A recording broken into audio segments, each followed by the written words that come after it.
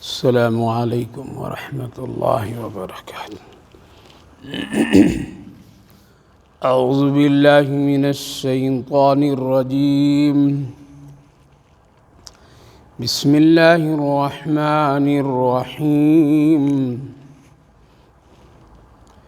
قل من يرزقكم من السماء والأرض أم من يملك السمع والأبصار ومن يخرج الحي من الميت ويخرج الميت من الحي ومن يدبر الأمر فسيقولون الله فقل أفلا تتقون فذلكم الله ربكم الحق فماذا بعد الحق إلا الضلال فأنى تصرفون كذلك حقت كلمة ربك على الذين فسقوا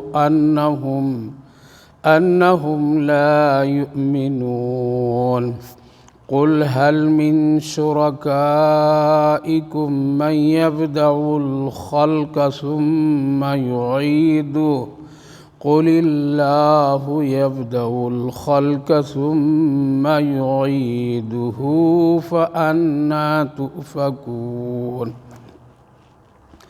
قل هل من شركائكم من يهدي إلى الحق قل الله يهدي للحق أفمن يهدي إلى الحق أحق أن يتبع أمن لا يهدي إلا أن يهدى فما لكم كيف تحكمون وما يتبع أكثرهم إلا ظنا إن الظن لا يغني من الحق شيئا إن الله عليم بما يفعلون صدق الله العظيم۔ قل من يرزقكم من السماء والأرض، پوچھئے لوگوں سے کہ کون ہے تم کو آسمان اور زمین سے روزی اور رزق دیتا ہے۔ امن یملک السمع والابصار، اور کون ہے تمہارے کانوں اور آنکھوں کا مالک، اور کون ہے مردے سے زندہ نکالنے والا اور زندہ سے مردہ نکالنے والا۔ ومن یدبر الامر، کون ہے جو ہر ایک کام کو بڑی تدبیر سے کرتا ہے۔ فسیقولون اللہ، پھر تو لوگ کہیں گے کہ اللہ ہے۔ فقل افلا تتقون، پھر پوچھئے بھلا کیوں نہیں اللہ سے ڈرتے ہو۔ فذالکم اللہ ربکم الحق، وہ تمہارا رب ہے، سچا ہے۔ فماذا بعد الحق الا الضلال، پھر کہاں جا رہے ہو گمراہی کی طرف حق کو چھوڑ کر۔ فَأَنَّى تُصْرَفُونَ، اور کیوں زیادتی کے راستہ اختیار کر رہے ہو۔ كَذَلِكَ حَقَّتْ كَلِمَةُ رَبِّكَ عَلَى الَّذِينَ فَسَقُوا أَنَّهُمْ لَا يُؤْمِنُونَ، یہ بات ثابت ہو گئی ہے تیرے رب کے کلمہ ان لوگوں پر جو لوگ گنہگار ہیں کہ وہ ایمان نہیں لائیں گے۔ پیاری ماں اور بہنوں، اللہ رب العالمین کا شکر، اس کا احسان ہے کہ اللہ تعالیٰ نے آپ سبھی کو قرآن کریم کی اس بابرکت مجلس میں آنے کی توفیق مرحمت فرمائی۔ اللہ تعالیٰ قبول فرمائے اور عمل کی توفیق نصیب فرمائے، آخرت کے لیے نجات کا ذریعہ بنائے۔ گزشتہ مجلس میں چند آیات مبارکہ پر روشنی ڈالا تھا، جس میں اہم بات یہ تھی کہ آخرت میں ایک پہچان اللہ نے بنائی ہے۔ میدان محشر میں ہر ایک آدمی اپنے اپنے چہرے کے اعتبار سے اور اپنے چہرے کی کیفیت سے پہچانے جائیں گے کہ کون نیک لوگ ہیں اور کون گنہگار لوگ ہیں، کون لوگ جنتی ہیں اور کون لوگ جہنمی ہیں، پہلے مرحلے میں ان کی ایک پہچان نظر آئے گی، اور وہ ہے چہرہ۔ نیک لوگوں کے چہرے بڑے خوبصورت، جنتیوں کے چہرے بہت ہی حسین اور بہت ہی خوبصورت، ایک چمک، ایک نور، ایک روشنی ظاہر ہوگی۔ وہ علامت یہ ہوگی کہ یہ لوگ اچھے لوگ ہیں، نیک لوگ ہیں، ان کے حساب کتاب آسانی سے ہوں گے، اور پھر یہ لوگ جنتی ہیں۔ اولئک اصحاب الجنہ، ان کے چہرے پر بالکل مایوسی نہیں ہوگی، بڑے تر و تازہ ہوں گے، اور بہت ہی ان میں ایک بشاشت کی کیفیت اللہ اندر سے پیدا فرمائے گا۔ اور کچھ ایسے لوگ ہوں گے جن کے چہرے بجھے ہوئے ہوں گے، مایوس ہوں گے، چہرے پہ سیاہی ہوگی، کالا پن ہوگا، اتنا جس طرح رات اندھیری میں کالا پن نظر آتا ہے، اسی طرح سے اللہ تعالیٰ فرمائے یہ علامت، یہ پہچان جہنمیوں کی، اولئک اصحاب النار، لہذا چہروں کے ذریعے سے وہاں ایک پہچان ہوگی۔ یہ دنیا ہے، یہاں تو بہت ساری چیزوں سے لوگ اپنی اپنی پہچان بناتے ہیں۔ کوئی اپنی تعلیم اور اپنے عہدے کی پہچان بناتے ہیں کہ ہم یہ پڑھے ہیں، اتنا پڑھے ہیں، ہماری یہ پہچان ہے، ہمارے پاس اتنی ڈگریاں ہیں، فلاں فلاں یونیورسٹی، کالج، فلاں فلاں۔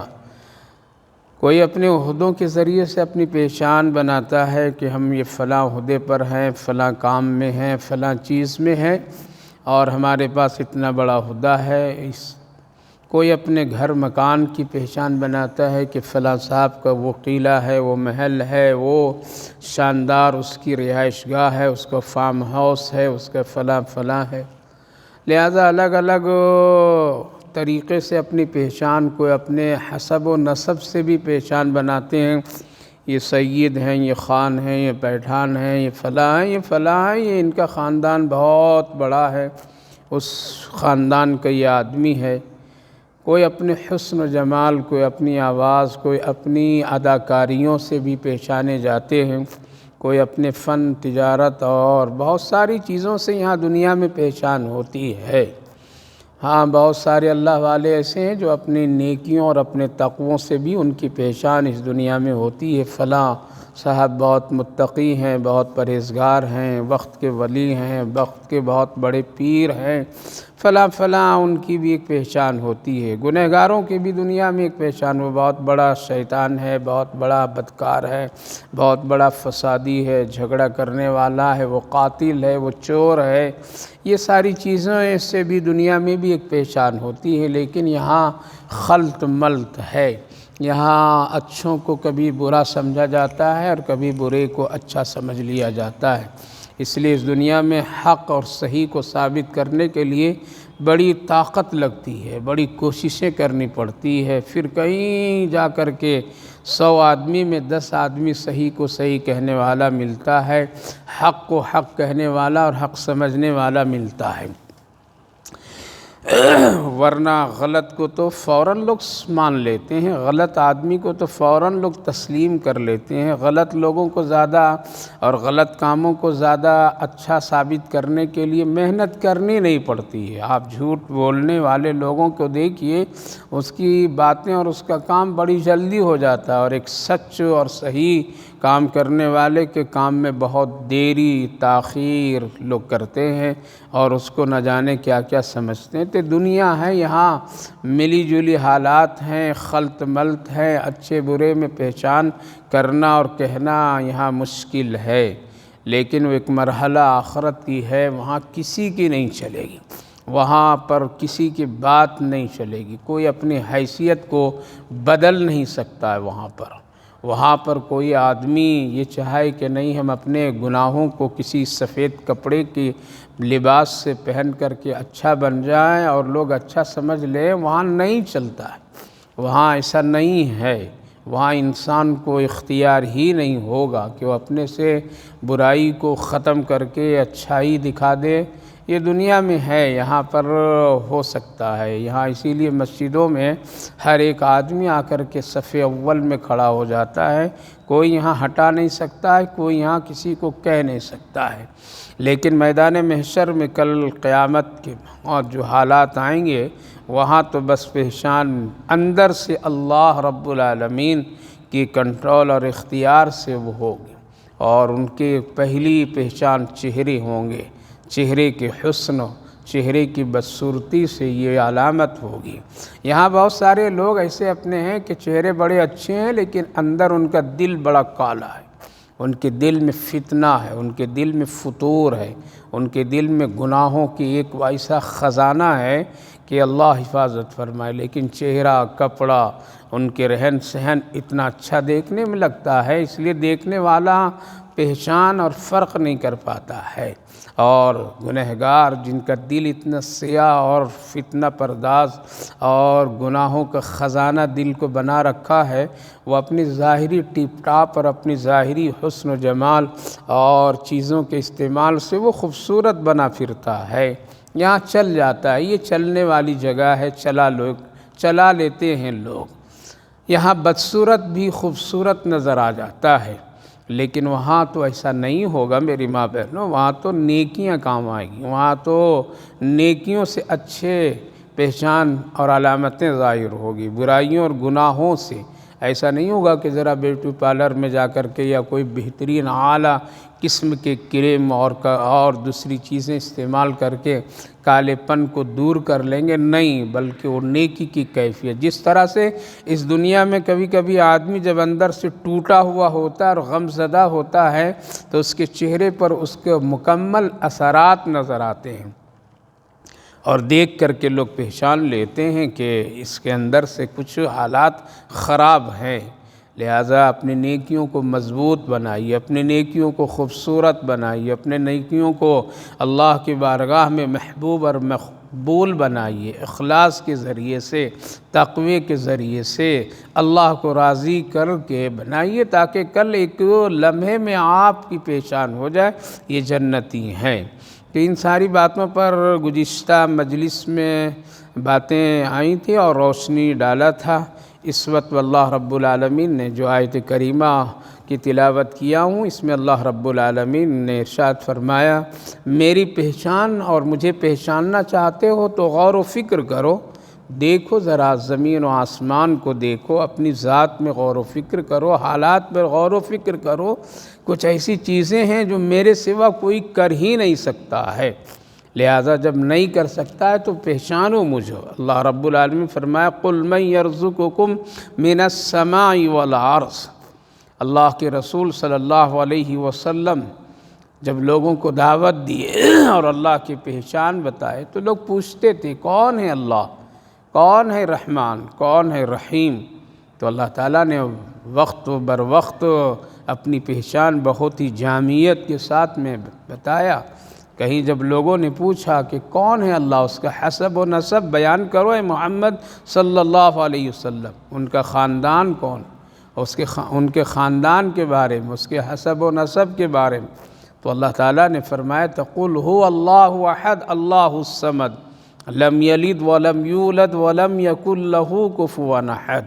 کفار و مشرکین کے اس سوال کے جواب میں اس سورۃ پاک کو اللہ نے نازل فرمایا تھا کہ میرے حسب و نسب لوگ پوچھتے ہیں، لم یلد ولم یولد ولم یکن له کفوا احد، الصمد الاحد، اللہ ایک ہے، بے نیاز ہے، اس کو کسی نے پیدا نہیں کیا ہے، اور وہ کسی کو جو سسٹم ہے اس طرح سے کسی کو پیدا نہیں کیا ہے اور نہ اس کو پیدا، لم یلد ولم یولد ولم یکن، اس کا کوئی حسب و نسب نہیں، اس کی کوئی برابری نہیں۔ اللہ تعالیٰ نے اپنا تعارف اس طرح سے فرما دیا۔ اسی طرح سے کبھی لوگ پوچھتے تھے تو اللہ تعالیٰ نے فرمایا میرے محبوب صلی اللہ علیہ وسلم آپ ان لوگوں سے پوچھئے تم جو کھاتے پیتے ہو، یہ جو روزی تجھے ملتی ہے اس کو کس نے پیدا کیا ہے، یہ کون تجھے دیتا ہے؟ قُلْ مَنْ يَرْزُقُكُم مِّنَ السَّمَاءِ وَالْأَرْضِ، زمین و آسمان سے جو تجھے روزیاں ملتی ہے، جو کھاتے پیتے ہو، جن چیزوں کو غذا بناتے ہو، یہ کون تجھے دیتا ہے؟ پتہ یہ چلا کہ روزی کی دو مرکزی چیز ہے، ایک آسمان اور ایک زمین۔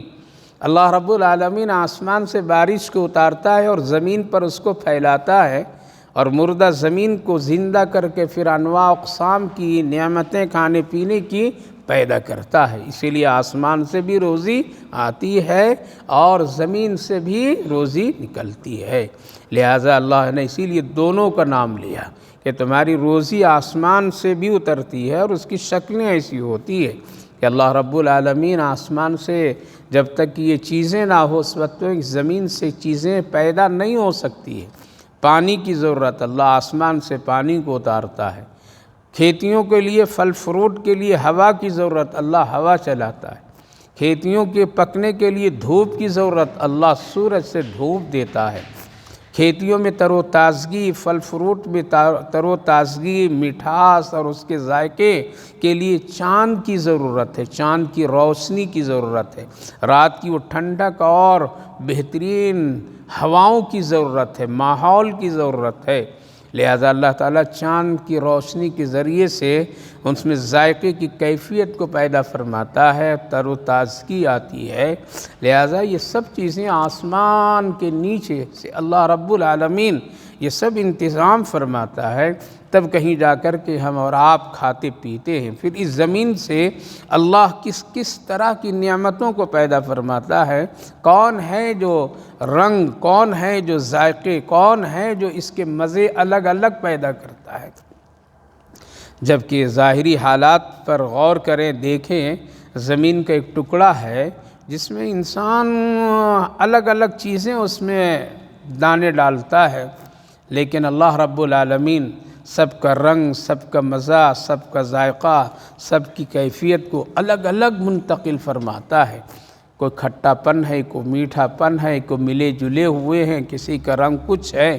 صرف ایک انار کا پھل آپ لیجیے اور اس کو کھولیے، اتنی ترتیب کے ساتھ میں دانوں کو جو بیٹھایا گیا ہے، اس میں رکھا گیا ہے، اس پر اگر غور کیا جائے تو خدا کی قسم، اللہ اکبر، اللہ کی اس قدرت اور شان وہاں نظر آتی ہے۔ یہاں کوئی اندر سے مشینیں نہیں لگائی گئی، یہاں پر کسی طرح سے کوئی بیٹھانے والا بیٹھ کر کے دانوں کو ترتیب نہیں دیا۔ ایک مرتبہ اگر وہ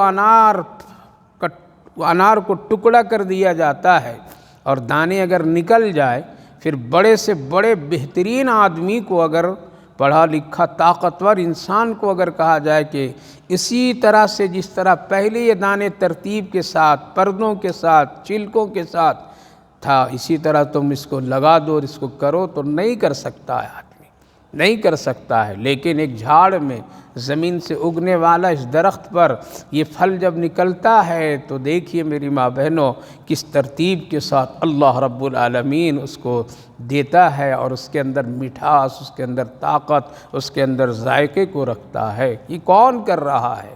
یہ اللہ ہے، جس کو ہم اور آپ کھاتے پیتے ہیں اور پھر بھی اللہ کی ناشکری کرتے ہیں، یاد نہیں کرتے ہیں۔ تو ایک ایک دانے دانے پر خدا کی قدرت، ایک ایک دانے دانے پر اللہ کی توحید کا ایک منظر ہے، اور ایک بہت ہی اس کے اندر میں خوشنمائی ہے۔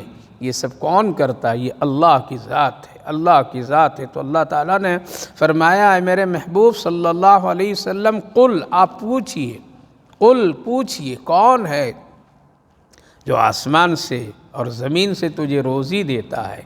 لہذا آسمان سے ایک مطلب علماء مفسرین یہ لکھتے ہیں کہ اللہ تعالیٰ انسان کو اس دنیا میں پیدا کرنے سے پہلے آسمان سے اس کی روزی کو اللہ طے فرما دیتا ہے، اس کو کتنا کھانا ہے، کیا کیا کھانا ہے، کہاں کہاں سے کھانا ہے، کون کون سی چیز یہ کھانا، اللہ مکمل ترتیب دے دیتا ہے اور فرشتے کے حوالے کر دیتا ہے، اس کو ٹائم وقت پر اس کے تقاضے کے ساتھ میں اس کی روزی پہنچاتے رہنا۔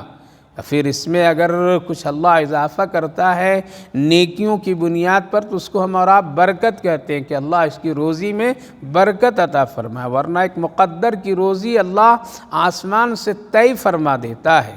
لہذا انسان اس دنیا میں آتا ہے، اس وقت تک کہ اس دنیا سے پھر نہیں جاتا ہے جب تک کہ اس کی طے کی ہوئی روزی، مقدر کی روزی ختم نہیں ہو جاتی ہے، اور اللہ تعالیٰ سب کچھ طے کر کے فرشتے کے حوالے کر دیتا ہے۔ اس کی روزی کہاں کہاں ہے، اور بندہ پھر وہاں اس روزی کے پیچھے بھاگتا پھرتا ہے، اس روزی کی چکر میں اللہ وہاں اس کو لے جاتا ہے۔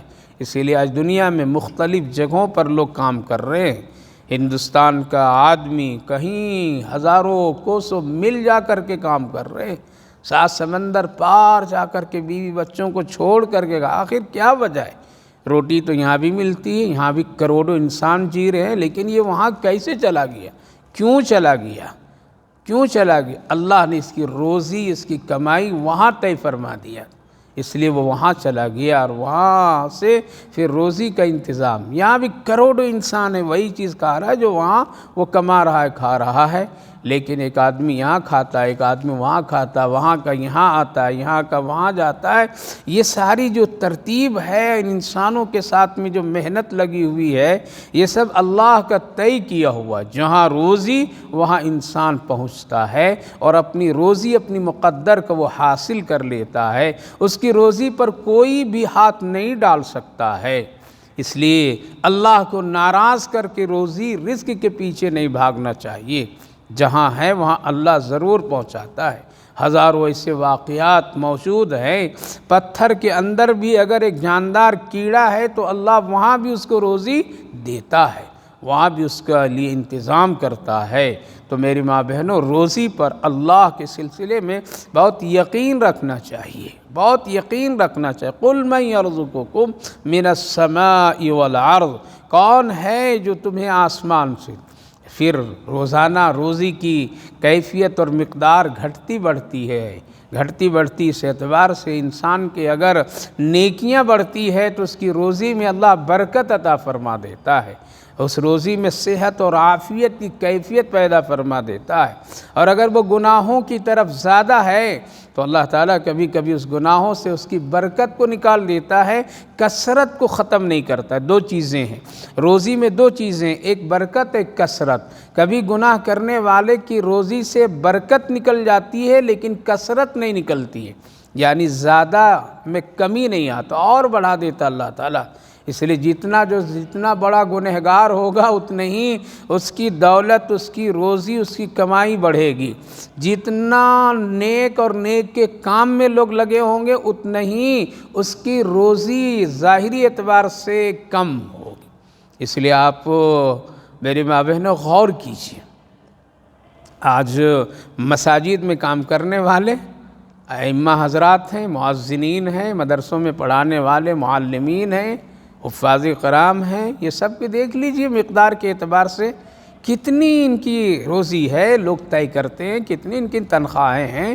کسی کا 10,000 12,000 15,000 بہت کچھ ہے، بڑھایا گھٹایا تو اللہ اکبر۔ بڑے بڑے لوگ بیٹھے رہتے ہیں جن کے گھروں میں صرف جن کے چپل اور جوتے پر پالش لگنے پر 10-10 ہزار روپے خرچ ہوتے ہوں، وہ لوگ مسجدوں کے صدر اور ذمہ دار بن کر کے بیٹھتے ہیں، اور ایک مولوی صاحب کی اور ایک امام صاحب کی تنخواہ جب طے کرتے ہیں تو ان کا دل یہاں پتھر بن جاتا ہے، اور پھر وہ طے کرتے ہیں نہیں 10,000 بہت زیادہ ہے، 12,000 بہت زیادہ ہے، 15,000 بہت زیادہ ہے، اس طرح سے۔ لہٰذا آج یہی حال ہے، نیکی کے کام کرنے والے کے بظاہر روزی کیا ہے، کم نظر آتی ہے، اس کی مقدار کم نظر آتی ہے، لیکن اللہ اس میں بڑی غیبی مدد اور برکتیں ڈال دیتا ہے، غیبی مدد اور جو دنیا میں نافرمانیوں کے ساتھ میں جی رہے ہیں، جن لوگوں نے اپنے اللہ کی ناشکری کر کے اپنی زندگی کو اپنا لیے، ان کے پاس میں کروڑوں لاکھوں کے ریل پیل ہے دولت کی، لیکن ان کی زندگی میں برکت نہیں، خیر نہیں، سجدے کی توفیق نہیں، دعا کرنے کی توفیق نہیں، اذان سننے کی توفیق نہیں، قرآن پڑھنے کی توفیق نہیں، ان کو قرآن دیکھنے کی بھی توفیق نہیں ہے۔ ایسے حالات ہیں کثرت ہے ان کے پاس، لہذا جو جتنا اس کا گناہ بڑھتا جائے گا، ظاہری اعتبار سے مقدار یعنی روزی کو بھی اللہ بڑھا دیتا ہے، لیکن برکت نکال دیتا ہے، رحمت نکال دیتا ہے، خیر نکال دیتا ہے۔ اور بظاہر ان مؤذنین خادمین کو دیکھ لیجئے، ان کی تنخواہیں بہت کم ہیں، پھر بھی اللہ اتنی برکت اس میں، ان کے بیوی بچے کی زندگی گزرتی ہے، لیکن وقت نماز کے ساتھ، قرآن کی تلاوت کے ساتھ، اذان کے سننے پڑھنے کے ساتھ، مسجد میں آنے جانے کے ساتھ میں زندگی گزر رہی ہے۔ سب کے بال بچے، سب کے شادی بیاہ، تعلیم سب ہو رہے ہیں۔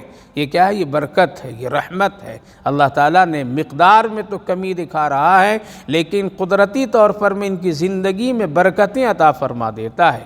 ان کے کپڑے بھی صاف نظر آئیں گے، ان کی تہذیب بھی اچھی نظر آئے گی۔ اور دیکھ لیجئے کتنے بڑے بڑے مالدار کے بیٹے بیٹیاں جن کے کپڑے بھی ٹھیک نہیں ہیں، سلیقے سے کپڑے بھی ان کے نہیں ہوتے ہیں، بدنما ہوتے ہیں، بد کرداری کے لباس ہوتے ہیں۔ اللہ حفاظت فرمائے ایک مسلمان کی شان کے خلاف وہ زندگی گزارتے ہیں، حالانکہ دولت کی کمی نہیں ہے۔ تو اللہ تعالیٰ نے ایک مقدر کی روزی طے کی، اور پھر مقدر میں اللہ تعالیٰ برکت رکھتا ہے اور برکت ڈالتا ہے۔ اسی لیے حدیث پاک میں ہے، صبح فجر کی نماز کے بعد جو وقت ختم ہوتا ہے تو برکت کی روزی لے کر کے رحمت کے فرشتے دروازے پر آتے، آواز دیتے ہیں، لیکن کوئی نہیں بیدار ہوتا ہے تو وہ کہہ کر کے چلے جاتے ہیں، ارے بدنصیب، تیرے لیے عرش سے فیصلہ ہوا تھا اور برکت کی روزی لے کر کے آیا تھا، لیکن تو نے فجر کی نماز چھوڑ کر کے سو رہا ہے، جاؤ تیری زندگی سے برکت کی روزی واپس لے جا رہا ہوں۔ لہٰذا یہی حال ہے، برکت کی روزی نظر نہیں آتی ہے۔ اللہ آسمان سے بھی روزی بھیجتا ہے اور زمین سے پیدا، جب زمین سے خیانتیں کرنے لگتے ہیں لوگ، اور زمین کے پیداوار میں جب انسان کسی طرح خرد برد کرنے لگتا ہے، حق اللہ کا نہیں ادا کرتا ہے، تو پھر اللہ تعالیٰ زمین سے بھی برکتیں نکال دیتا ہے۔ لہذا آج پھل تو ہوتے ہیں لیکن پھل کھانے کے لائق نہیں ہوتے، کھیتیاں تو ہوتی ہے لیکن اس میں دانے نہیں نکل پاتے ہیں۔ آج بہت ساری ایسے پھل فروٹ ہیں جو دیکھنے میں بہت اچھا ہے لیکن اس کے اندر میں ذائقے نہیں ہوتے ہیں۔ یہ سب کیا؟ یہ برکتیں نہیں۔ زمین ہے لیکن دیکھیے پانی کا برکت اللہ نکال دیتا ہے۔ آج کتنی دوری اور گہرائی میں جا کر کے پانی انسان تلاش کرتا ہے، لہذا برکت یہاں سے نکل گئی ہے۔ اس لیے جتنا اس زمین پر لوگ گناہ کریں گے، زمین اپنی برکتوں کو چھپاتی چلی جائے گی اللہ کے حکم سے۔ اس لیے اپنی نیکیاں بڑھائیے، روزی کی برکتیں بڑھ جائے گی۔ اپنا گناہ کم کیجئے، روزی کی برکتیں اور سکون مل جائے گی۔ اس لیے اللہ نے فرمایا، میں ہی ہوں جو تم کو دو جگہ سے روزی دیتا ہوں، ایک آسمان سے بھی اور زمین سے بھی۔ امن یملک السمع والابصار، کون ہے تمہارے کانوں کا مالک اور آنکھوں کا مالک؟ یہ جو ہم لوگ سن رہے ہیں جس کان سے، اس کو کون بنایا ہے؟ اس پر ذرا غور کیجئے، کتنی کشش ہے اس کے اندر میں، اور اس کے اندر میں کون سا ایسی مشین اللہ لگا دیا ہے کہ سو مل کی آواز کو یہ کیچ کر لیتا ہے، یہ کان فوراً سن لیتا ہے، پھر فرق کر دیتا ہے یہ بات صحیح ہے یا غلط ہے، یہ بات کہنے والا کون ہے۔ یہ کان فرق کرتا ہے۔ ہزاروں میل پردے میں رہ کر کے ایک آدمی وہاں سے بات کرتا اپنے رشتہ داروں سے، تو یہ کان بتا دیتا ہے یہ بولنے والے کی جو آواز ہے یہ تیری ماں ہے، یہ تیری بیوی ہے، یہ تیرا بھائی ہے، یہ تیرا شوہر ہے، یہ تیرا باپ ہے، یہ تیرا دوست ہے، یہ فلاں فلاں ہے۔ یہ فرق کون کر رہا ہے؟ اس کان کے ذریعے سے آوازوں کی جو الگ الگ امتیازی کیفیت پیدا کر رہا ہے یہ کان، اس میں ایک مشین اللہ کیسی خوبصورت لگا دیا ہے۔ امن یملک السمع، اسی لیے کل قیامت کے دن میں تین چیزوں کا حساب ہوگا، ایک دل کا، ایک کان کا اور ایک آنکھ کا۔ یہ تین چیزیں انسان کی مرکزی چیز ہے، اسی لیے اللہ نے یہاں دو چیز کو ذکر فرمایا ہے۔ کانوں کی حفاظت کیجئے، اس کا حساب ہوگا۔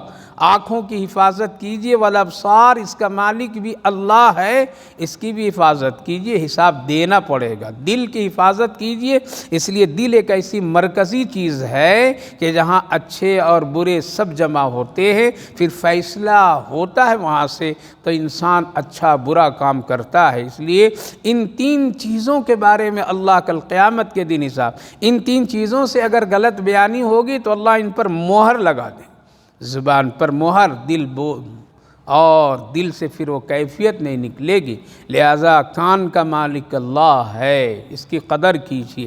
جن کو اللہ نے کان نہیں دیا ہے، کان ہے لیکن سننے کا وہ صلاحیت اگر روک دیا ہے تو پوچھیے کتنے پریشان ہیں، کتنے پریشان ہیں۔ امن یملک السمع، تمہارے کان کا مالک اللہ ہے، تمہارے سننے کی وہ چیز کی کیفیت کا مالک اللہ ہے، اس لیے اللہ سنتا بھی ہے، دیکھتا بھی ہے۔ والابصار، اور تمہاری آنکھوں کا بھی مالک اللہ ہے جو تمہاری آنکھوں میں یہ روشنی دیا ہے۔ جب یہ روشنی چلی جاتی ہے تب انسان کو پتہ چلتا ہے آنکھ کیا ہے۔ آج ہم ان دونوں چیزوں میں بہت خیانت ہم لوگ کرتے ہیں۔ کان سے غیر غلط بات سننے کے لیے ہم لوگوں نے خیانت کا عمل کرتے، غیبتیں سنتے ہیں، غیبتیں سناتے ہیں، اور برے کانوں سے برے گانے اور نہ جانے کیا کیا اس کان سے ہم لوگ سنتے ہیں۔ یہ کان بھی بد دعا دیتا ہو گئے، اللہ یہ کون سا ظالم انسان ہے جو میرے اندر اتنی برائیوں کی باتیں، گانے، فحش، یہ ساری چیزیں سننے کے لیے میرے لیے استعمال کر رہا ہے۔ کل قیامت کے دن حساب دن۔ والابصار، آنکھوں سے ہم لوگ بڑی خیانت آج کر رہے ہیں۔ غیر غلط چیزوں کو دیکھنا، رات بھر بھی موبائل پر میں گناہ کی چیزوں کو دیکھنا ایک معمول سے آدمی بنا لیا ہے، معمول سے یہ کیفیت ہے۔ اگر گھر میں 11 آدمی ہے تو 11 موبائل پر گناہ کا اسکرین چل رہا ہے، چھوٹے بڑے سب ایک مجرم بنے ہوئے ہیں آج۔ والابصار، اور نہ جانے کیا کیا دیکھ رہے ہیں۔ کل اللہ جب اس اسکرین کو چلائے گا اور میدان محشر میں دکھائے گا تو رسوائی کے سوا کچھ بھی نہیں۔ اس لیے آنکھوں کی حفاظت، کان کی حفاظت اس کا مالک اللہ ہے۔ امن یملک السمع والابصار، اس لیے نبی اکرم صلی اللہ علیہ وسلم نے ان دونوں چیزوں کی بڑی اہمیت بتائی ہے، بڑی اہمیت بتائی ہے، اس کی حفاظت کرو۔ بعض علماء مفسرین محدثین لکھتے ہیں کہ بسا اوقات کبھی کبھی اللہ رب العالمین جب گناہ آنکھوں سے اتنے ہو جاتے ہیں تو اچھی چیزیں پھر اس کو نہ دنیا میں نظر آتی ہے اور نہ آخرت میں پھر نظر آئے گی۔ کتنے ایسے لوگ ہیں کہ اچھی چیزیں اس کے کان سننا پسند نہیں کرتا ہے، اسی لیے قرآن سننے کے لیے بہت کم لوگ ہوتے ہیں، قرآن سننے کے لیے، اذان سننے کے لیے بہت کم دل لگتا ہے، اس لیے کہ ہم نے اپنے کانوں کو خراب کیا، آنکھوں کو خراب کیا ہے۔ کتنے ایسے لوگ ہیں جن کی زندگی اور حالات ایسے ہیں، اللہ اکبر، کہ وہ نماز میں کھڑے ہوتے ہیں لیکن ان کا کان قرآن نہیں سن پاتا ہے۔ ایسے لوگ بھی گزرے ہیں، ان کی مثالیں موجود ہیں، تجربات ہے۔ کتنے ایسے لوگ ہیں خانہ کعبہ کے قریب پہنچے ہیں اور ان کو کعبہ نظر نہیں آیا ہے اور کعبہ دیکھ نہیں پاتے ہیں۔ یہ اللہ کا شکر ہے، ہر گنہگار کو کچھ نہ کچھ نظر آ جاتا ہے، لیکن کبھی کبھی اللہ ایسا بھی کرتا ہے اور وہاں ان کی آنکھیں بند ہو جاتی ہے، روشنی چھین لیتا ہے اللہ، اور اللہ کہتا ہے جو پوری زندگی گناہوں میں آنکھوں کو لگایا ہے، تیرا حق نہیں پہنچتا ہے کہ تم یہاں ہمارے گھر کا دیدار کرو۔ یہ کتنا بڑی بدنصیبی کی بات ہے، اس لیے ہزاروں سینکڑوں ایسے لوگوں کے ساتھ ایسے حالات آ گئے ہیں، حالات۔ اور قبر میں بھی یہی کیفیت ہوگی میری ماں بہنوں، کہ جب وہ چہرہ قبلے کے طرف وہ پھیر کر کے لوگ لٹا کر کے منو مٹی کے نیچے دبا دیں گے، اور پھر جب چلے آئیں گے اور چہرہ تو قبلے کے طرف لوگ کر کے جائیں گے، لیکن جب فرشتہ آئے گا اس سے پہلے ایسے گنہگاروں کے چہرے کو اللہ بدلوا دیتا ہے اور قبلے سے اس کا رخ بدل کر کے دوسری طرف کرا دیتا ہے، اور یہ کہا جاتا ہے ارے بدنصیب، تم نے دنیا میں کبھی بھی میرے گھر کی طرف منہ نہیں کیا، میرے گھر کی طرف تو نے کبھی دیکھا نہیں، آج تیرا حق نہیں ہے منہ کر کے کعبہ کی طرف تم سو اور کعبے کی طرف تیری آنکھیں اٹھے نہ، بلکہ اس کو پھیر دیا جاتا ہے۔ اس لیے حدیث پاک میں ہے کہ جب سوال ہوتے ہیں قبر میں تو ان کو اللہ رب العالمین پیارے آقا محمد الرسول اللہ کی زیارت بھی کرا دیتے ہیں تاکہ ان کے قبر کی وحشت ختم ہو جائے۔ امن یملک السمع والابصار، بھٹکا لیجیے اپنے کانوں کو ادھر ادھر غیر غلط غیبتوں، چغل خوریوں میں گھنٹوں آج ہمارا کان استعمال ہوتا ہے، موبائلوں میں استعمال ہوتا ہے، آنکھیں استعمال ہوتی ہے۔ اللہ اس کا مالک ہے، کل اس کا حساب لے گا۔ امن یملک السمع والابصار، اللہ فرمایا اور دیکھنا ہے، دیکھو وَمَن يُخْرِجُ الْحَيَّ مِنَ الْمَيِّتِ، کون ہے جو زندہ کرتا ہے، زندہ نکالتا ہے مردے سے، یعنی اللہ تعالیٰ نے ایک مردہ جان سے زندگی عطا فرما دیتا ہے۔ اس کی بھی سینکڑوں مثالیں ہیں، اور اللہ تعالیٰ نے ایک پانی کے قطرے سے انسان کو پیدا کر دیتا ہے اور کس قدر خوبصورت انسان کو اس سے نکالتا ہے۔ اس کے علاوہ اور بہت ساری مثالیں ہیں قرآن کریم میں مفسرین نے ذکر کیا ہے کہ مردے جان سے بھی اللہ زندگی عطا فرماتا۔ اس کی ایک مثال، آپ ماں بہنیں ہیں، آپ کے ہاتھوں میں کھانا پکنے کی چیزیں روز آتی جاتی ہیں، انڈا تو آپ دیکھتے ہیں، لہٰذا علماء مفسرین ایک مثال بھی دیتے ہیں کہ اگر غور کرو تو دیکھو کہ یہ انڈا ایک مردہ جان ہے، اس کے اندر میں کچھ بھی حرکت نہیں ہے، لیکن اس کے اندر ایک اللہ رب العالمین کتنا خوبصورت مرغی کا بچہ پیدا فرماتا ہے اور کتنا بہترین انداز میں رنگ و روپ میں پیدا کرتا ہے۔ لہٰذا ایک مردے سے اللہ خوبصورت پرندے کو نکالنا، خوبصورت جاندار کو نکال دینا، یہ کون کر رہا ہے؟ اس کو دیکھتے ہیں کبھی اس کو ہاسپٹل لے جا کر کے انڈے کو چیک کرایا گیا ہو، الٹرا ساؤنڈ کرایا گیا ہو، ڈاکٹر سے مشورہ لیا گیا ہو، پھر اس سے اس کی کیفیت یا دوا دی گئی ہو، اس کے حالات پر کچھ محنت ہوئی ہو؟ کچھ نہیں۔ کبھی مرغی اپنے انڈے کو لے کر کے ہاسپٹل نہیں پہنچتی ہے، کبھی مرغی کے مالک کبھی اس کو لے جا کر کے کوئی اس کو مشینوں کے حوالوں میں جانچ پڑتال نہیں کرتا ہے۔ اللہ تعالیٰ کتنی خوبصورت انداز سے اس انڈے سے ایک مردہ سے ایک جاندار چیز کو نکالتا ہے۔ حالانکہ آج انسان سے پیدا ہونے کے لیے کتنا جتن، کتنی محنت، کتنی کوشش، کیا حالات لوگ بنا رکھے ہیں، اور ان سارے مرحلوں سے ایک آدمی کو گزرنا پڑتا ہے، پھر ایک بچہ اس دنیا میں آتا ہے۔ لہٰذا اللہ رب العالمین نے فرمایا کون ہے جو مردے سے زندہ کو نکالتا ہے؟ وہ اللہ ہے جو ایسے حالات سے اللہ رب العالمین ایک زندگی عطا وَيُخْرِجُ الْمَيَّتَ مِنَ الْحَيِّ، اور پھر اللہ تعالیٰ اسی طرح سے قبروں سے نکال دے گا، مردے کو زندہ کر دیتا ہے اللہ تعالیٰ۔ یہ دونوں کیفیت ہے، زندہ کو مردہ سے زندہ کرنے والا اللہ۔ وَمَن يُدَبِّرُ الْأَمْرَ، اور اللہ جو کچھ بھی کرتا ہے وہ بڑی تدبیر کے ساتھ، بڑی حکمت کے ساتھ، ایسے نہیں الا بلا، ایسے نہیں فضول۔ لہٰذا اللہ نے اگر ہمارے جسم میں ایک بال بھی اگایا ہے تو وہ بڑی تدبیروں کے ساتھ دیا ہے، اور اس کی بڑی حکمت ہے، اور اس کی بڑی ضرورت ہے۔ جہاں ہمارے جسم میں بالوں کی کیفیت ہے، پانی کی کیفیت ہے، تھوک کی کیفیت ہے، زبان پر لعاب کی کیفیت ہے، یہ ساری چیزوں پر اگر غور کریں تو کتنی تدبیر کے ساتھ اللہ نے ہم سب کو عطا فرمایا ہے اور انسان کو پیدا کیا ہے۔ اگر ہماری زبان پر، ہمارے منہ میں لعاب اور تھوک نہ بنے تو ہم بول نہیں سکتے ٹھیک سے۔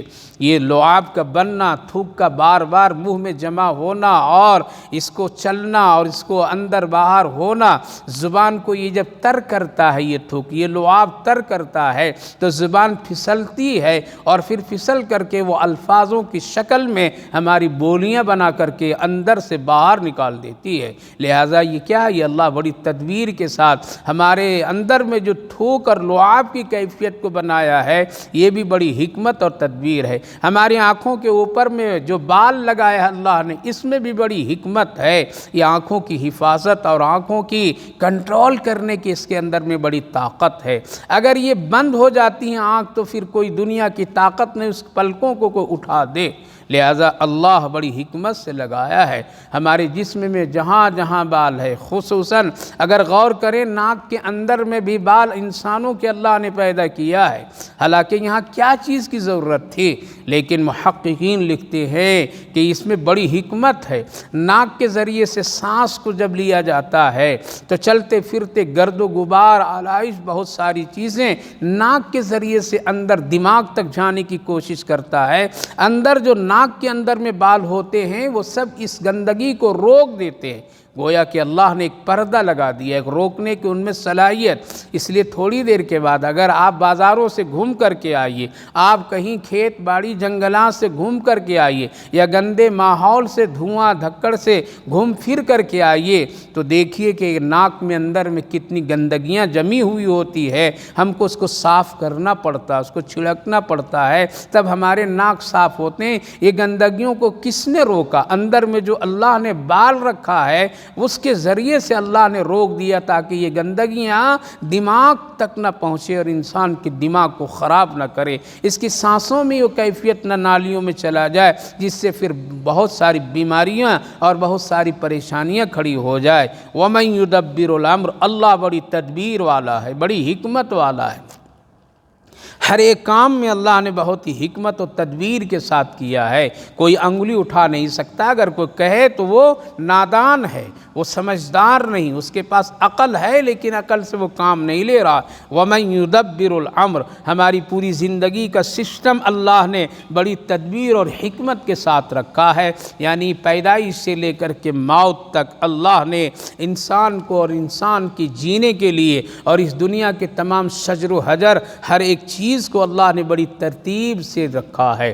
دن کتنا بڑا ہونا، رات کتنی بڑی ہونی، چھوٹے ہونی، بڑی ہونی، اللہ رب العالمین نے سردی، گرمی، موسم کی تبدیلیاں، درخت کے پھل فروٹ، یہ سارے تقاضوں کو بڑی تدبیر اور حکمت سے، کس کو بادشاہ بنانا ہے، کس کو رعایا بنانا ہے، کس کو غریب بنانا ہے، کس کو امیر بنانا ہے، کس کو دولت مند بنانا ہے، کس سے کام لینا ہے، کس سے نہیں لینا ہے، یہ سب کچھ اللہ کی قبض قدرت میں ہے اور وہ تدبیروں کے ساتھ میں لوگوں کے حوالے کرتا ہے کہ یہ آدمی یہ کام کر سکتا ہے، اس کو یہ ذمہ داری دی جائے، اس آدمی کی صلاحیت ایسی، اسی لیے ہر آدمی چاہتا ہے دولت مل جائے، دولت مل جائے، لیکن اللہ جانتا ہے کہ اگر اس کو دولت دے دیں گے تو یہ دنیا میں شر پھیلائے گا، اسی لیے اللہ کنٹرول کر دیتا ہے۔ اللہ رب العالمین پھر اس کو اچھا بنانے کے لیے اس کو دولت نہیں دیتا اور اس کی آخرت بنا دیتا ہے۔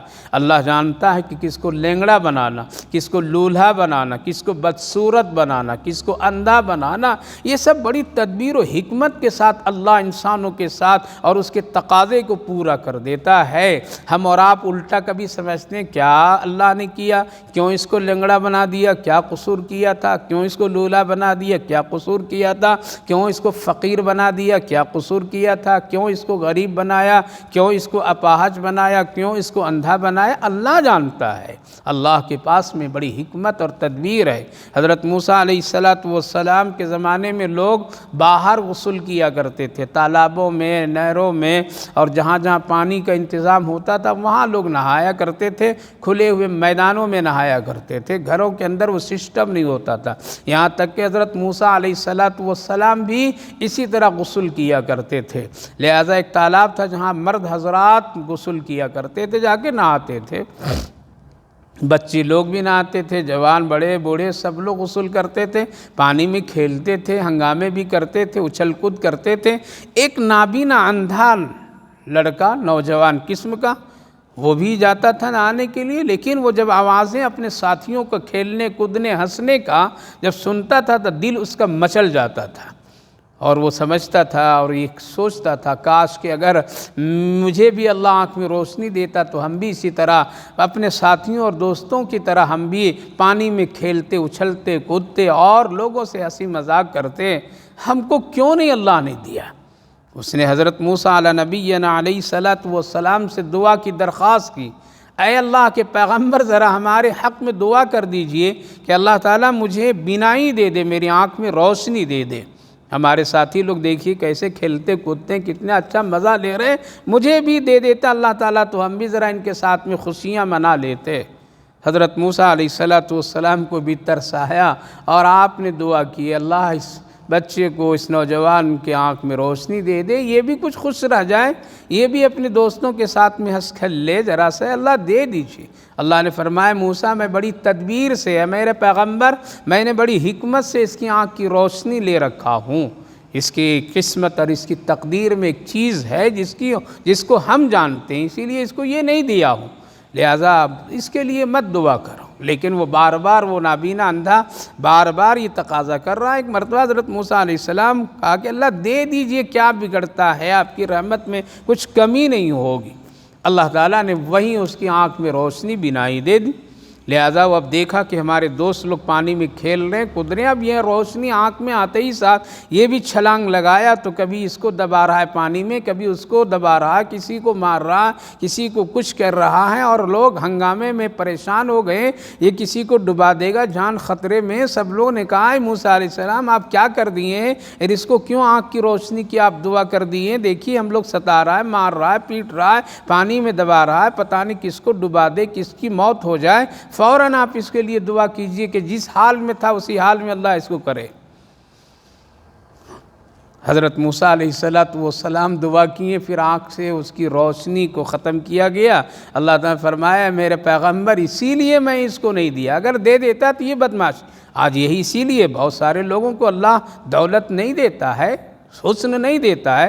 اگر حسن دے دے تو بدمعاشیاں کرے گا، بدکاری کرے گا، شہرت کرے گا، دکھائے گا لوگوں کو، حقیر لوگوں کو سمجھے گا، اور اس حسن کے پردے میں گناہ کرے گا، جیسے آج لوگ کر رہے ہیں۔ اس لیے اللہ تعالیٰ کبھی کسی کو حسن نہیں دیتا ہے، کسی کو دولت نہیں دیتا، دولت دے دے تو پھر وہ بدمعاشیاں، شرارت، اس لیے کنٹرول اللہ کرتا رہتا ہے، اور دیتا ہے تو کبھی اس سے چھین بھی لیتا ہے، دیتا ہے تو کبھی اس سے آزمائشوں میں بھی ڈالتا ہے، تاکہ یہ انسان ذرا بالکل درمیانہ راستے میں یہ رہے زندگی، اور اس کا پہلے سے زندگی ٹھیک رہے۔ اس لیے ہم لوگ اللہ کی تدبیر پر کبھی کوئی غلط فیصلے نہیں کرنا چاہیے۔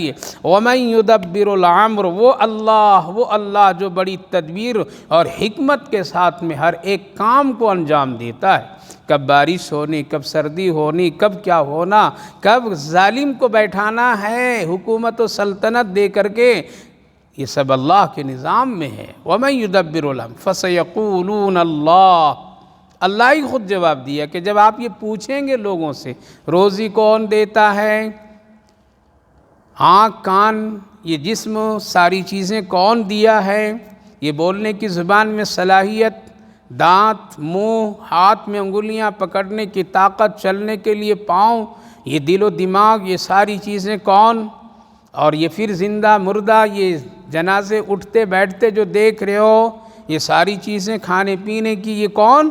تو سب یہ کہیں گے فَسَيَقُولُونَ اللَّهُ، آپ پوچھیں گے تو لوگ یہی کہیں گے اس ساری چیزوں کا مالک اللہ ہے۔ اچھا، جب اللہ مالک ہے تو اللہ فرمایا فَقُلْ، پھر آپ پوچھئے اس اللہ سے کیوں نہیں ڈرتے ہو؟ جب اللہ کھلا رہا ہے، پلا رہا ہے، یہ جسم جثہ ساری چیزیں دیا، تو اللہ کا ماننا چاہیے نے، اللہ کا سننا چاہیے نے، اللہ کی بات پر عمل کرنا چاہیے نے، اللہ سے ڈر کر کے زندگی گزارنی چاہیے نے۔ افلا تتقون، پھر کیوں نہیں لوگ ڈرتے ہیں؟ کیا وہ پتھر دل بن گئے ہیں؟ کیا پھر دوبارہ لوٹ کر کے آنا نہیں ہے؟ اگر ایسا نہیں ہے تو پھر سمجھ لیں، لیکن آنا ہے۔ فَذَلِكُمُ اللَّهُ رَبُّكُمُ الْحَقُّ، یہی ہے تمہارا رب حق سچا جو یہ سارے کام کو انجام دیتا ہے۔ فَمَاذَا بَعْدَ الْحَقِّ إِلَّا الضَّلَالُ، حق کے آ جانے کے بعد تو گمراہی اور ضلالت کی طرف کیوں جا رہا ہے؟ فَأَنَّىٰ تُصْرَفُونَ، کیوں بھٹکتا جا رہا ہے؟ کیوں اپنی زندگی کو غارت میں ڈال رہا ہے، اسراف کر رہا ہے، زیادتی کر رہا ہے، اپنی جسم اور اپنی زندگی پر ظلم کر رہا ہے؟ اگر یہ کام ہوتا رہے تو پھر اللہ دل پر مہر لگا دیتا ہے، پھر وہ سمجھتا نہیں ہے۔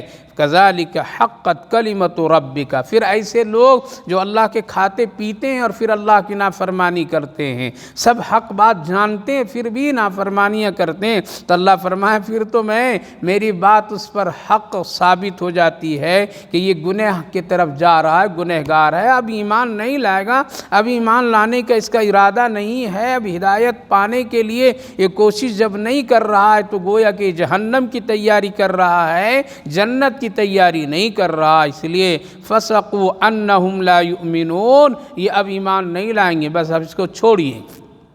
لہذا جب انسان، خصوصاً جب مسلمان ساری حقیقت کو جاننے کے باوجود بھی اگر وہ گمراہی کے راستہ کو پسند کر لیا تو سمجھیے وہ جہنم کو پسند کیا ہے اور جنت کو ٹھکرا دیا۔ اب مرنے کے بعد کتنا بھی اس کے حق میں جنت الفردوس کی دعا کریں، وہ آدمی تو جانے کے لیے دنیا ہی میں راستہ بنا کر کے گیا ہے، دنیا ہی سے وہ طے کر لیا ہم کو جہنم میں جانا ہے۔ جیسے آج ہم لوگ سب اس کی تیاری کر رہے ہیں، لوگ غفلت میں نمازیں چھوڑ رہے ہیں، کیوں چھوڑ رہے ہیں؟ جب جانتے ہیں کہ اس کے چھوڑنے پر سزا ہے لیکن سزا کو قبول کر رہے ہیں۔ ایک شوگر کا مریض اگر ہو اور اس کو معلوم ہے کہ میٹھا کھانے سے ہمارا شوگر بڑھ سکتا ہے اور ہماری بیماری بڑھ سکتی ہے، پھر ہمارے لیے پریشانیاں ہوگی، تو پھر اس کو بچانے کے لیے کیا کیا کرتے ہیں لوگ؟ بیوی ہوتی ہے وہ میٹھا نہیں پکا کے دیتی ہے، دعوتوں میں اس کو میٹھا نہیں کھانے کے لیے کہا جاتا ہے، گھر میں کوئی میٹھی چیز اس کو نہیں دی جاتی ہے، وہ چاہتا بھی ہے تب بھی لوگ روکتے ہیں، مت کھاؤ مت کھاؤ۔ کیوں؟ اس لیے کہ تمہاری بیماریاں بڑھ جائے گی، تمہارے لیے نقصان ہوگا۔ لیکن آج مسلمانوں کے گھر میں لوگ جہنم کی تیاری کر رہے ہیں، ہماری اولاد پوری جہنم کی فکروں میں لگے ہوئے ہیں، تبھی تو لوگ نماز چھوڑ رہے ہیں، تبھی تو قرآن سے دور ہیں، تبھی تو قرآن نہیں پڑھتے، تبھی تو اچھے کام نہیں کرتے، تبھی تو ماں باپ کو لوگ ستاتے ہیں، بیوی بچوں کو ستاتے ہیں، ظلم کرتے ہیں، دھوکہ فریب جھوٹ بدکاری گناہ سب میں لگے ہوئے ہیں۔ یہ کیا؟ یہ جہنم کی تیاری، وہ طے کر لیا ہے کہ ہم کو اب جہنم میں جانا ہے، لہٰذا وہ سوچتا ہے کہ نہیں جمعہ میں امام صاحب دعا کر دیں گے تو جنت الفردوس مل جائے گی۔ جب انسان یہیں سے تیاری کر رہا ہے تو پھر اب سوچئے وہ کتنے بڑی جری اور جرأت کے ساتھ میں جہنم کی طرف جا رہا ہے۔ اسی لیے اللہ فرمایا جب اس کا ارادہ بن گیا جانے دو، لا یؤمنون، اب یہ سدھرے گا نہیں، ایمان نہیں لائے گا۔ یہ تسلی تھی پیارے آقا صلی اللہ علیہ وسلم کے لیے۔ اسی لیے اللہ رب العالمین نے چند اپنی قدرت اور شان کو یہاں بتا دیا کہ میں کون ہوں، تم کو ڈرنا چاہیے مجھ سے۔ خلاصہ یہ میری ماں بہنوں کہ اللہ کی دی ہوئی نعمتیں ہم لوگ صبح و شام کھاتے پیتے پہنتے اڑتے زندگی گزارتے ہیں، اللہ کا شکر ادا کیجیے، اللہ کو قدر کیجیے، اللہ کو پہچانیے، اللہ سے دوستی کیجیے، پیارے آقا صلی اللہ علیہ وسلم کی سنتوں والی زندگی پر عمل کیجیے، اپنی تیاری جنت والی تیاری کیجیے، جہنم سے خود بھی بچیے اور اپنے گھر والوں کو بھی بچانے کی کوشش کیجیے۔ آج ایک عجیب بات ہے کہ لوگ دوسروں کی فکر کر رہے ہیں اور اپنے گھروں کی فکر نہیں کر رہے ہیں، اپنے گھروں میں دین اور دینداری نہیں پیدا کر رہے ہیں، اس کے بارے میں نہیں سوچ رہے، دنیا کی فکر میں لگے ہوئے ہیں۔ ارے بھائی پہلے تم اپنے گھر کی فکر کرو، اپنی بیوی بچوں کی فکر کرو، اگر ایک عورت ہو شوہر اگر تمہارا بے نمازی ہے تو اس کی فکر کیجیے، آپ اس کو نمازی بنائیے، محبت سے سمجھائیے۔ آپ اگر ماں ہیں، آپ کے ماتحت میں بچے بچیاں ہیں، ان کو زندگی پر محنت کیجیے، ان کے لیے کوششیں کیجیے، ان پر تبلیغ کیجیے، ان کو خوب محنت کر کے اسلام کا ایک بہترین اور ایمان والا بہترین اولاد بنائیے۔ یہ آپ کی سب سے بڑی قربانی، سب سے بڑی نیکی کہلائے گی۔ اسی لیے آج لوگ دنیا کی فکر میں لگے ہوئے ہیں اور اپنی خود فکر نہیں ہے۔ اس لیے اللہ رب العالمین کی نعمتوں کا شکر ادا کیجیے۔ لیکن اگر ہٹ دھرمی کے ساتھ کوئی آدمی گناہی کو پسند کرے گا تو پھر اللہ اس کو ضلالت کے راستے پر چھوڑ دیتا ہے، پھر ہدایت ملنا اس کے لیے مشکل، اللہ مہر لگا دیتا ہے، پھر ایسے لوگ جا کر کے جہنم میں جا پڑتے ہیں۔ اللہ ہم سب کی پوری پوری حفاظت فرمائے۔ اللہم صلی علی سیدنا نبینا حبیبنا مولانا محمد وبارک وسلم علیہ۔ ربنا آتنا فی الدنیا حسنۃ وفی الآخرۃ حسنۃ وقینا عذاب النار۔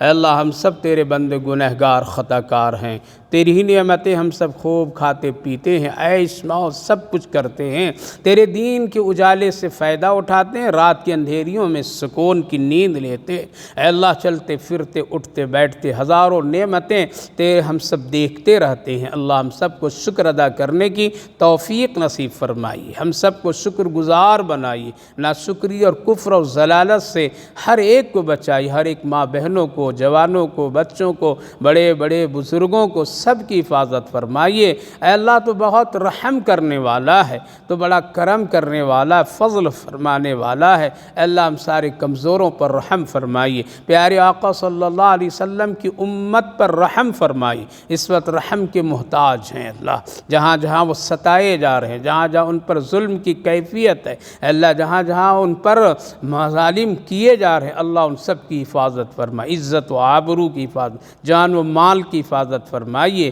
اے اللہ ان کے کھانے پینے کے غیب سے انتظام فرمائیے، روزی رزق میں برکت، رحمت، عافیت عطا فرمائیے، جہنم کے راستے سے بچا کر کے اللہ جنت والے راستے پر ہم سب کو چلنے کی توفیق اور اعمال کرنے کی توفیق نصیب فرمائیے۔ اس بابرکت مجلس قرآن کو بے حد قبول فرمائیے۔ جتنی ماں بہنیں حاضر ہوئیں اللہ سب کی حاضری کو سننے کو قبول فرمائیے، پورے محلے کے لیے خیر کا ذریعہ بنائیے، اے اللہ رحمت و فضل کا ذریعہ بنائیے، ہدایت کا ذریعہ بنائیے، سب کی زندگی میں رحمت، خیر، برکت عطا فرمائے، روزی میں برکت، صحت میں برکت، اے اللہ عافیت عطا فرمائیے، جو لوگ بیمار ہیں ان سب کو صحت و عافیت کا معاملہ فرمائیے، صحت مندوں کو سلامتی نصیب فرما دیجیے، جو لوگ دنیا سے جا چکے ہیں ان سب کی بخشش و مغفرت فرما دیجیے، ہماری ان دعاؤں کو اپنے فضل اور کرم رحمتوں سے قبول فرمائیے۔ صلی اللہ علی النبی وعلی آلہ وسلم۔ سبحان ربک رب العزت عما یصفون وسلام علی المرسلین والحمد للہ رب العالمین۔